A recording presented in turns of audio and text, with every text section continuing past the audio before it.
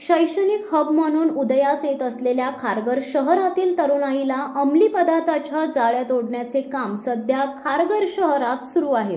शहरातील अनधिकृत पानटपऱ्यांसह रात्रीच्या अंधारात अंमली पदार्थ, बंदी असलेला गुटखा तसेच विदेशी बनावटीची विविध उत्पादने विक्री केली जात असल्याच्या तक्रारी असून स्थानिक पोलिसांचे याकडे दुर्लक्ष होत आहे। खारघर शहर आणि तळोजामध्ये मोठ्या प्रमाणात अंमली पदार्थांची तस्करी केल्याच्या घटना अनेक वेळा उघड झाल्या आहेत। चरस गांजा मोक्याच्या ठिकाणी उभारलेल्या पानटपऱ्यांच्या माध्यमातून तरुणाईपर्यंत पोहोचवले जात आहेत। खारघर शहरात 25 पेक्षा जास्त शाळा महाविद्यालये आहेत। हजारो विद्यार्थी या ठिकाणी शिक्षण घेतात। शाळा महाविद्यालयापासून ठराविक अंतरावर अशा प्रकारे गुटखा तसेच धूम्रपान करणे निषिद्ध असताना थेट शाळा महाविद्यालय परिसरात पानटपऱ्या थाटल्याचे पाहावयास मिळते। विशेष म्हणजे दिवस रात्र पेट्रोलिंग करणाऱ्या पोलिसांसमोर हा प्रकार सुरू असताना खारघर पोलीस मात्र बघ्याची भूमिका घेत आहेत। खारघर शहरात एकूण 40 सेक्टर आहेत। या प्रत्येक सेक्टरमध्ये 2 ते 3 पानटपऱ्यांची अनधिकृत दुकाने थाटून सर्रास बंदी असलेले उत्तेजित पदार्थ विक्री केले जात असल्याचे सांगण्यात येत आहे।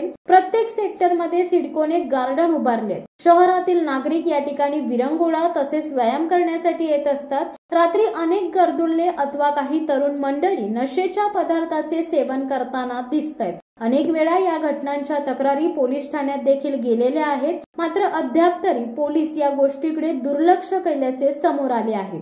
शिवसत्ता टाइम्स न्यूज ब्युरो, खारघर। दे धडक बेधडक वृत्त देणाऱ्या आपल्या शिवसत्ता टाइम्स न्यूज चॅनलला लाल बटन दाबून सबस्क्राईब करा आणि बेल आयकॉनला क्लिक करायला विसरू नका।